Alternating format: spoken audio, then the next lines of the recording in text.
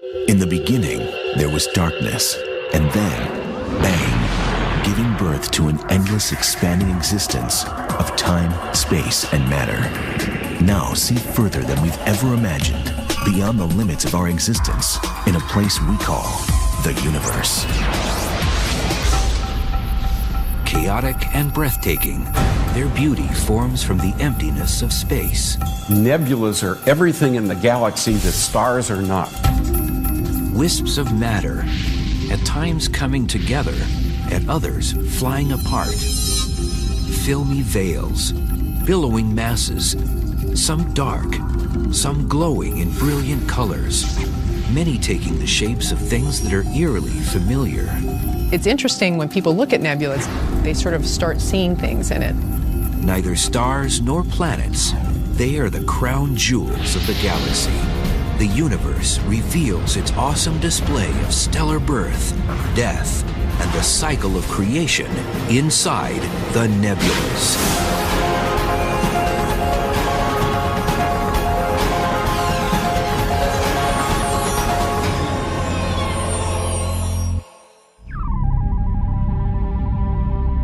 It is one of the most famous space photographs ever taken.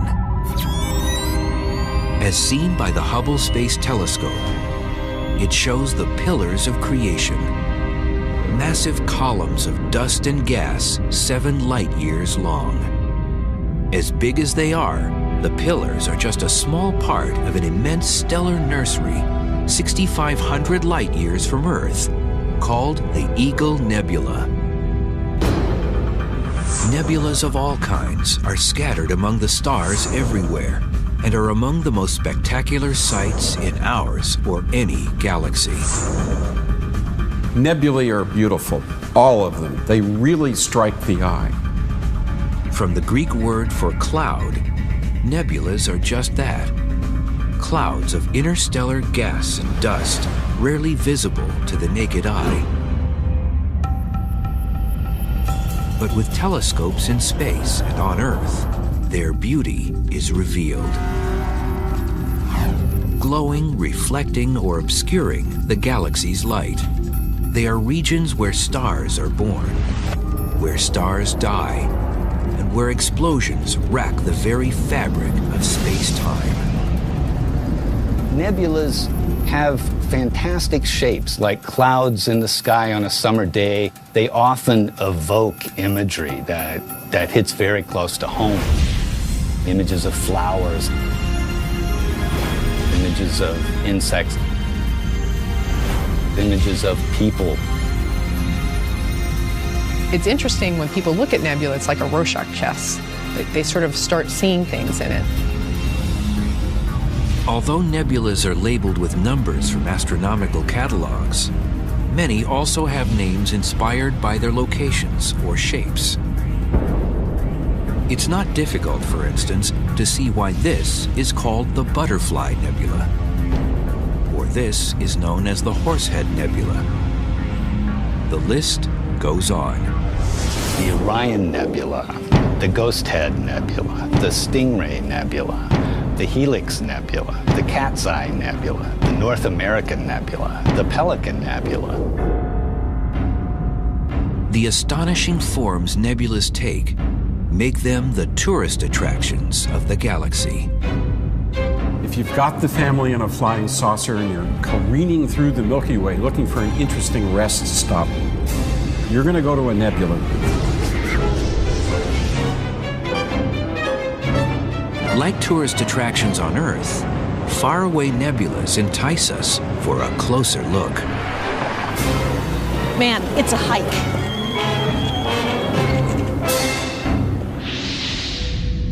One of the prime attractions in the night sky is the Great Orion Nebula. One of the very few nebulas you can see with the naked eye. On a clear night, it appears as a fuzzy star in the sword of Orion. Probably the most recognizable constellation in the sky. The Orion Nebula is the most active area of star formation in our galaxy. It lights up the sky like nothing else. So this is a big one. In terms of nebulas, this is the Hollywood sign. And the reason why travelers want to get close to tourist attractions is the same as why astronomers want a closer look at nebulas. They each want to take photos. After all, tourism, whether earthly or astronomical, is all about the pictures. Photographs of nebulas occupy a real special niche, a very important niche, I think, because they really do sit at the pinnacle, the confluence of art and science. Of course, getting good pictures of a nebula isn't just a matter of point and click. In the mountains north of San Diego, a group of amateur stargazers have an especially tough road to follow in seeking out nebulas and taking great pictures. It is always worth the long drive to come out here. Night under the stars, even if I don't do any imaging, is worth it, just to see what I can't see from home. When the equipment is this complex, these enthusiasts aren't just taking pictures. Here, the word is imaging. And their favorite targets are the nebulas. Just being able to look at them and imagine what's going on out there in that gas cloud, and being able to see a sense of where stars are forming, it's just a great kind of a sensory experience to have. In addition to their portable telescopes, the group has also built a complex of permanent observatories. Inside the enclosure housing their big 20-inch telescope, accomplished astrophotographer Alan Smallbone attaches a special astro camera to the eyepiece. He's preparing to image the Orion Nebula. It's a very challenging object to me because it has very light areas, it has very bright areas, it has very dark areas, and it's a very difficult item to photograph accurately. The digital cameras used by today's astrophotographers emulate color vision in the human eye itself. There are 3 kinds of cone cells on the retina, each sensitive to either blue, green, or red light. That's why those colors are considered the primary colors of light. But the retina of an astro camera is a computer chip, sensitive only to black and white.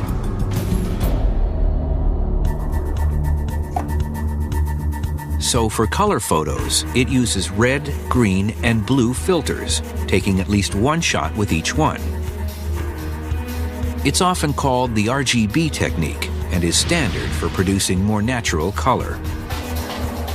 In capturing the Orion Nebula, Smallbone takes time exposures lasting 5 minutes through each of the 3 filters.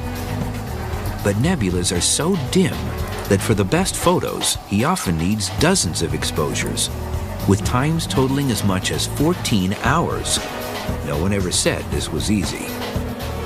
Astroimaging can be very tedious because it's very time-consuming. It involves long periods of time where you're sitting waiting for the camera, and the mount is just tracking, and there's really nothing you can do except sit and wait. Later, Smallbone stacks the raw images on his computer. There, the different combinations of red, blue, and green dots work just like a color TV to create every other hue in the spectrum. Hours after first opening the shutter, the Orion Nebula appears in its natural colors on the screen, as no human eye has the sensitivity to see it.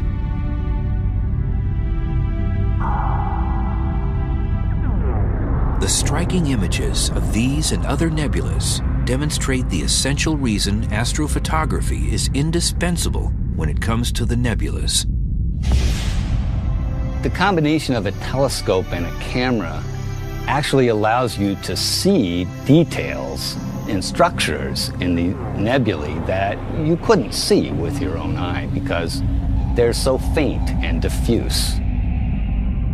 The Great Orion Nebula is well worth the attention it gets. 15 light years across, it is a massive cloud made mostly of hydrogen. It is the quintessential example of the kind of nebula known as a star-forming region.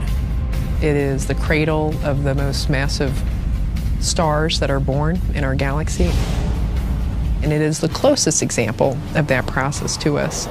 So when you look at the Great Orion Nebula, you're looking at stars being born. Among the thousands of infant stars in the Orion Nebula, 4 of them dominate. The corners of a cluster called the trapezium for its trapezoidal shape. Massive and hot, they are responsible for the brilliant astronomical display. The trapezium in the center of the Great Orion Nebula is what energizes, it's what makes it a nebula. If you didn't have the trapezium stars, it would be a dark cloud. Radiation from the trapezium stars sculpts the surrounding gas and causes it to glow with emitted light.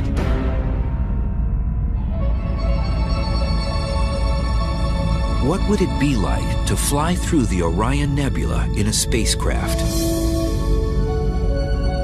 It might look like this. A remarkably accurate supercomputer simulation based on detailed Hubble Space Telescope data and modeled by Vanderbilt University astronomer Robert Odell. Traveling into the gigantic cloud, we see the 4 bright trapezium stars, their 3D positions now clearly evident. Their intense energy has hollowed out the nebula's center. The trapezium stars are so bright that they would blind us to the rest of the nebula if our view screen were not enhanced to show us all the details.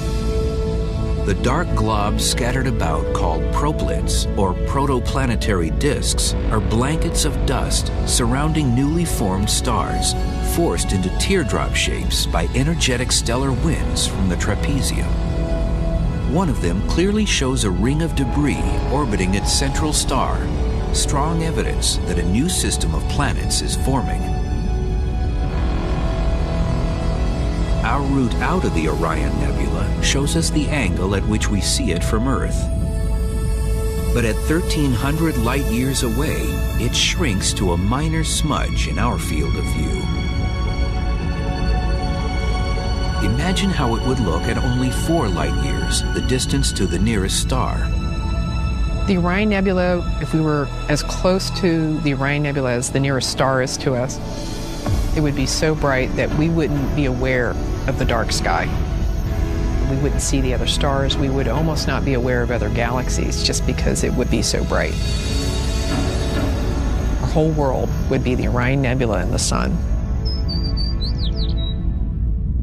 Fortunately, we live at a point in the galaxy where our telescopes and cameras can comb the heavens to shake loose the gems we call nebulas. There are 5 major kinds. Star-forming nebulas like Orion are called H2 regions.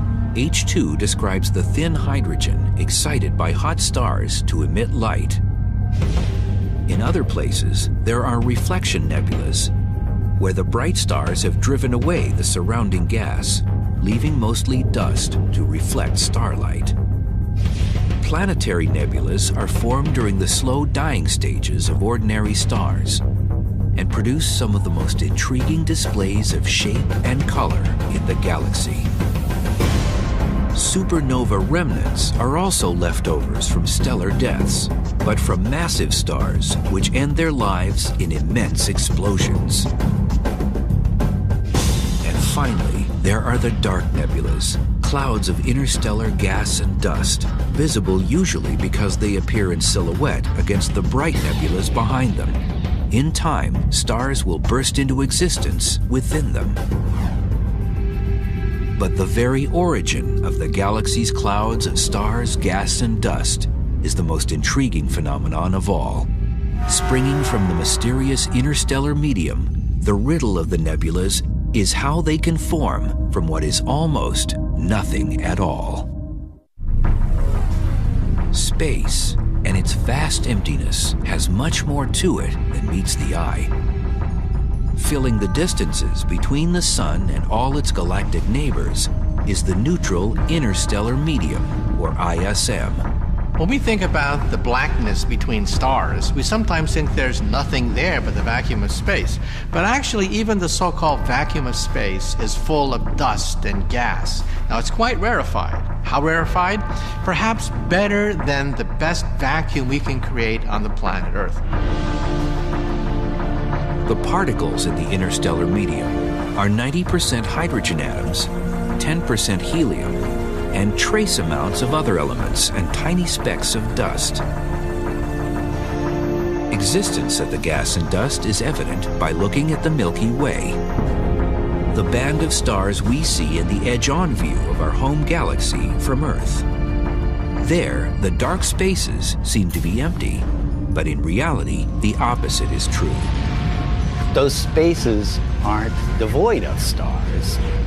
They're actually dust between us and the distant stars in the plane of our galaxy, and they block that light. And you see them in silhouette. The black lanes of gas and dust show us where the interstellar medium is clumping together to form nebulas in their most primeval form. We see these dark nebulas as shadows against the background stars. The Snake Nebula is 650 light-years distant and approximately 3 light-years across. Even darker is Barnard 68, named for Edward Emerson Barnard, the astronomer who discovered it. Such nebulas may be deep enough to block light from stars behind them, but the gas and dust inside them is still very thin. That is, until gravity's work accelerates. Gravity is attractive. As a consequence, we have lumps of gas, no matter how rarefied, being attracted by gravity until we have clumps of nuclear material condensing. As gravity begins to compress the gas, it starts to heat up in temperature, creating the temperatures of a star. The new stars burst into existence, lighting up their surroundings with colorful brilliance. Remaining dark nebulas stand out in stark contrast. Like bright nebulas, their shapes suggest names. The Elephant's Trunk Nebula, the Cone Nebula, and the Flame Nebula, where dark and light areas create one of the sky's most dramatic images. The brilliant colors of the star-forming regions come from nebular gases excited by invisible ultraviolet radiation from nearby hot new stars. The light, the ultraviolet light from those stars, is stripping off the electrons in the gas in its immediate vicinity. These electrons float around for days or weeks and then ultimately find a bare proton or other positively charged nucleus, and they'll hop onto orbits, and as they do, they'll emit light. At the University of Rochester, astronomer Adam Frank compares the excitement of gases in a nebula to a basketball game. This basketball game is a real nice analogy, though earthbound, for what happens in a nebula.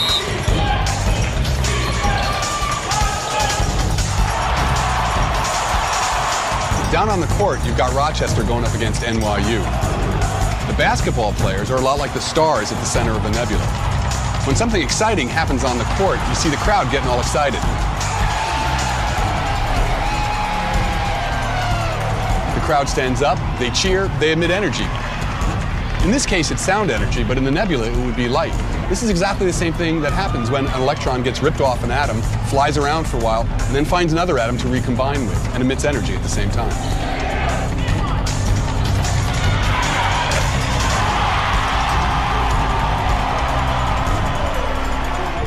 As new stars are born within the nebulas, they sometimes shoot out spectacular jets.